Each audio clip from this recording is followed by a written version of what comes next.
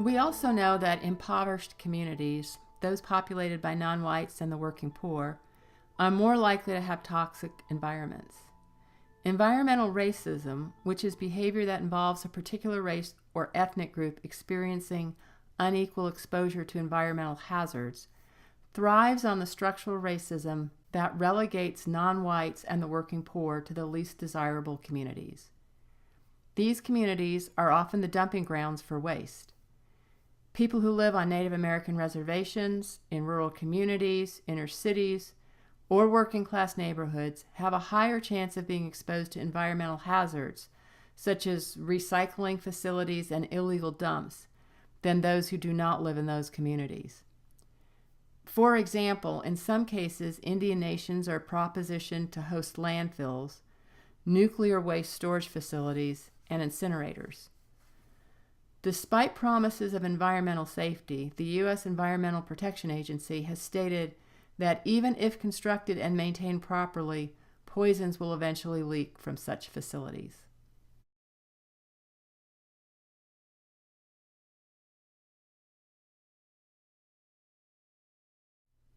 We also know that communities of color tend to harbor a higher level of environmental toxicity.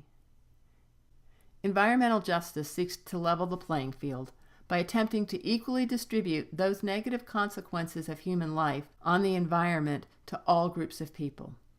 Historically, African Americans, Latinos, and the working poor have been subjected more often to toxic waste in their communities. Toxic waste facilities are more highly concentrated in parts of towns or counties with lower socioeconomic populations, and these often correlate with communities of color.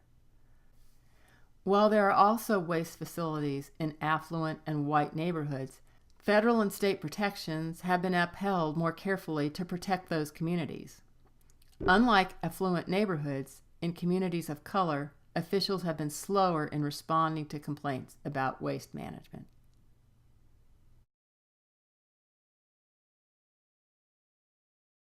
We've already talked a great deal about residential segregation and the policies and practices that have led non-whites to be disadvantaged in the area of real estate and homeownership.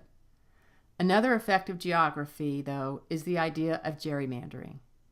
This refers to the process of redistricting or dividing land into political districts for gain or advantage.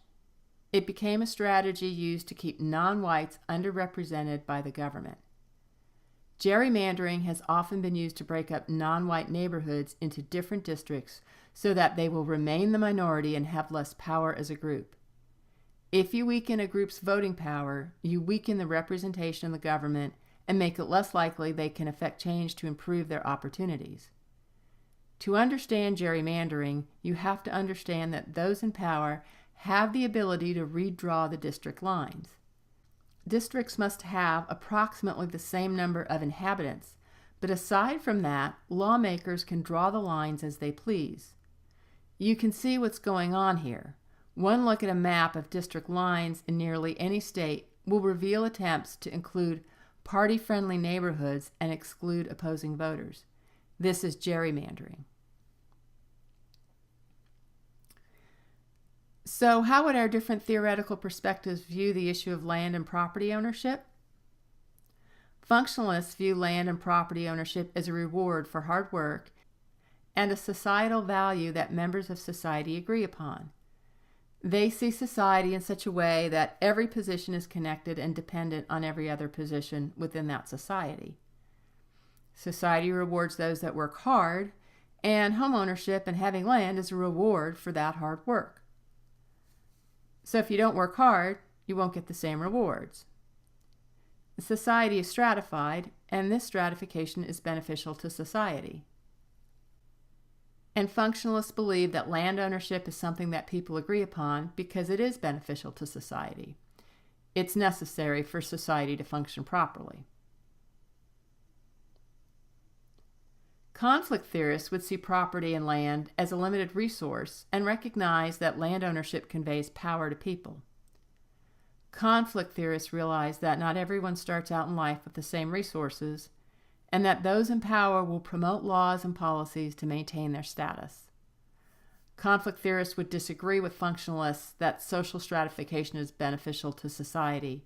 Rather, conflict theorists think it benefits only those that are in power.